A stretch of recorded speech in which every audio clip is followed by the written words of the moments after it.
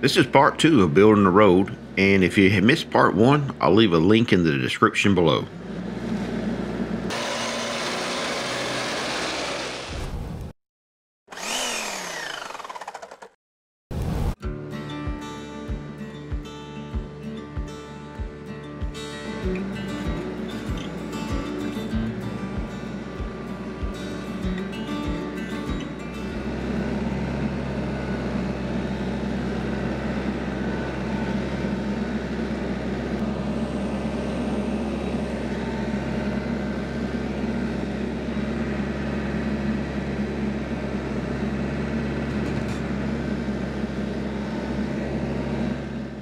This would have been a lot easier with one of the backhoes for the tractors. However, I left them at the house. I rectified that shortly after this day.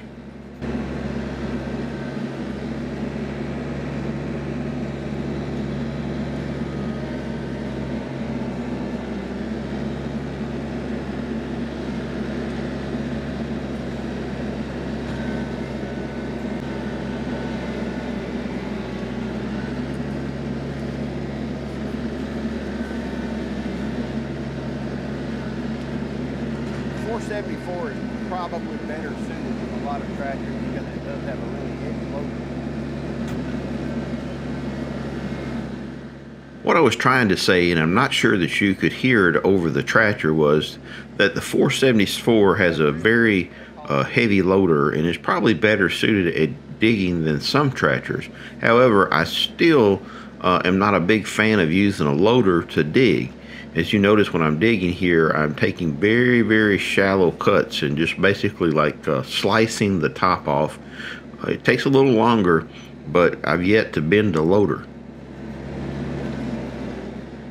So let me tell you what I'm trying to accomplish here. About every 150 to 200 feet, I want the water to be diverted away from the road. And we're going to be doing this by doing these cross cuts and then putting culverts in. If you just have one long ditch down the side of the road, the water gains momentum and will start cutting the sides of your road really fast. So that's why we run culverts through and divert the water down the hills every so often.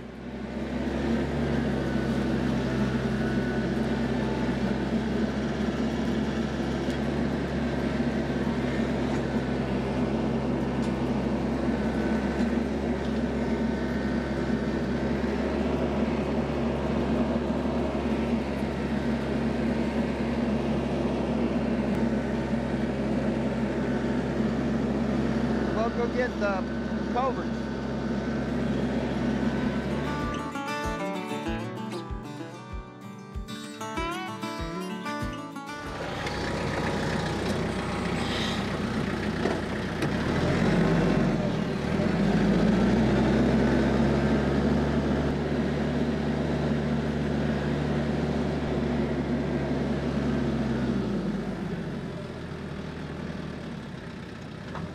Hindsight being 2020, I think I wished I'd have went with a longer culvert.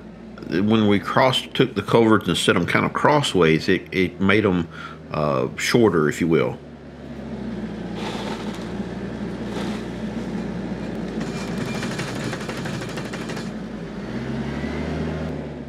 I've gotten a lot of comments about the kind of rock I'm using here, and this is what we would call in our area a crush run.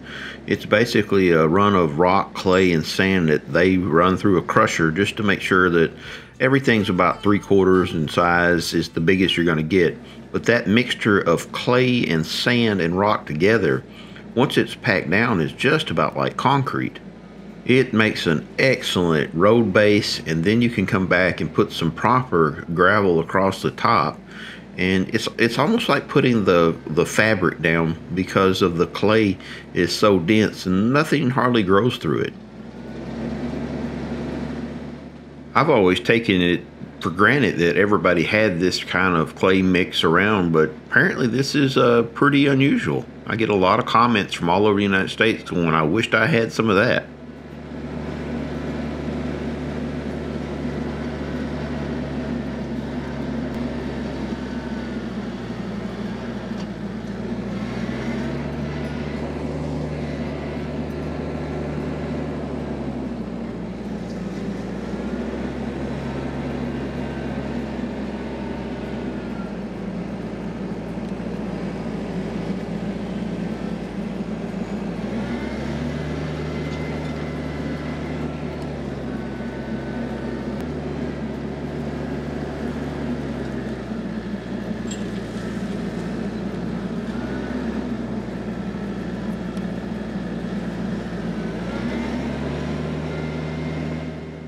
Another question I get a lot in the post in the comment section is, how do you like the T474? How's it holding up?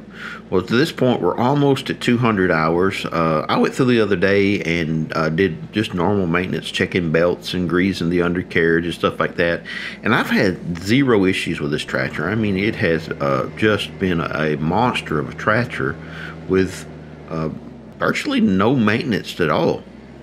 We just do the normal oil changes on time and grease it when we're supposed to.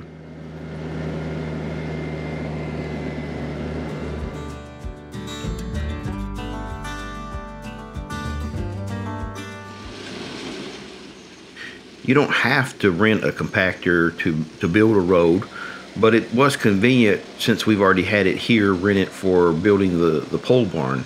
And we're getting ready to put concrete down for the pole barn, so you guys keep an eye out for that video also. You can substitute the compactor by running your tractor up and down the road as you put the layers down, packing it down. It makes it take a little bit longer, but it can still be performed just as well.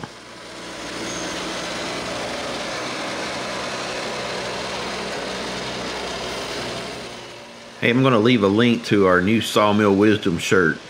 My dad used to always say this: if you're going to be dumb, you got to be tough.